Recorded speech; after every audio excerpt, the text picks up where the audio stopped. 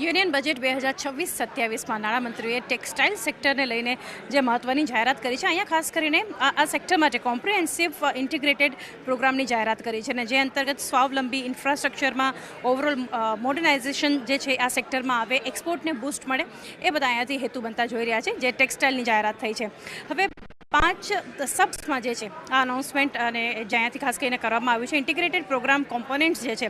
સૌથી પહેલાં તો નેશનલ ફાઇબર સ્કીમ જે ફોકસમાં રહેશે, અહીંયાથી જે ફોકસ કરશે ખાસ કરીને નેચરલ ફાઇબર્સ લાઇક સિલ્ક છે, વૂલ છે, જૂટ છે, અને એ સ્વાવલંબી બને. અને સાથે સાથે અન્ય જ્યાંથી એક અનાઉન્સમેન્ટ કરવામાં આવ્યું છે જે સબ પાર્ટ છે અહીંયાથી આ સેક્ટરની સ્કીમનો, ટેક્સટાઇલ એક્સપેન્શન અને એની સાથે એમ્પ્લોયમેન્ટ સ્કીમ જે સપોર્ટ કરશે અહીંયાથી મશીનરી અને ટેકનોલોજી અપગ્રેડેશનને, એ મહત્વનું રહેશે. ત્યારબાદનો જે સબપાર્ટ આવે છે ટેક્સટાઇલ માટે એ છે નેશનલ હેન્ડલૂમ અને હેન્ડીક્રાફ્ટ પ્રોગ્રામ, જે અંતર્ગત માર્કેટ એક્સેસના એક સુધાર માટે સપોર્ટ રહેશે અને બેટર ઇકોનોમિક રિટર્ન્સ જે છે એ મળે આ સેક્ટરને, એ ખાસ કરીને અહીંયાથી એક હેતુ રાખવામાં આવ્યો છે.